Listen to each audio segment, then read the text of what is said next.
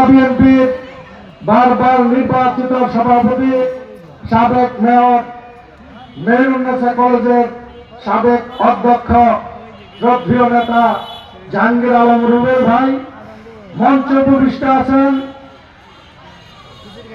গোপালপুর পৌরসভা সাবেক সভাপতি শাহজাহান ভাই উপস্থিত আছেন। গোপালপুর উপজেলা যুবদলের বিপ্লবী আহ্বায়ক, ছাত্রদলের সোনালী ফসল সাইফুল ইসলাম নলিন উপস্থিত আছেন। গোপালপুর থানা স্বেচ্ছাসেবক দলের সদস্য সচিব বন্ধুবর সোহেল তালুকদার উপস্থিত আছেন। হেমনগর ইউনিয়ন বিএনপির সম্মানিত সভাপতি সাবেক ভিপি গোলাম রোজ তালুকদার উপস্থিত।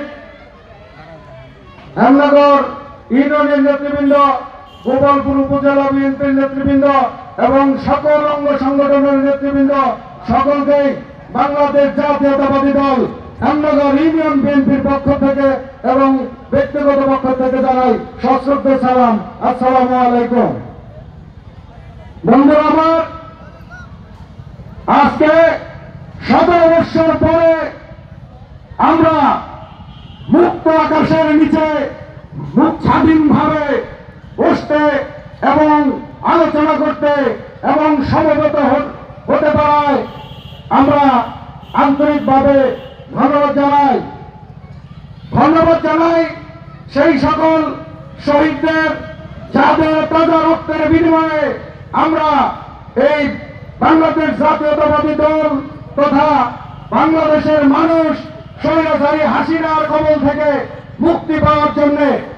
ভাইরা আমার, আমরা যদি 2-4 জন লোক কথা বলতে যেতাম, সেখানে প্রশাসনের বাধা হয়ে দাঁড়াতো এবং আওয়ামী লীগের হুন্ডা বাহিনী আমাদেরকে আলোচনা পর্যন্ত করতে দেয়। আজকে কিন্তু আমরা মুক্ত হয়েছি। তারা কোথায়? আমরা কথা বলতে পারছি, আমরা মিটিং মিছিল করতে পারছি। ঘসিটি বেগম শেখ হাসিনা আজকে কোথায়? তিনি বাংলাদেশকে একটা বন্দিশালায় রূপান্তরিত করেছিল, যেটা আল্লাহ নিজেও সহ্য করে নাই।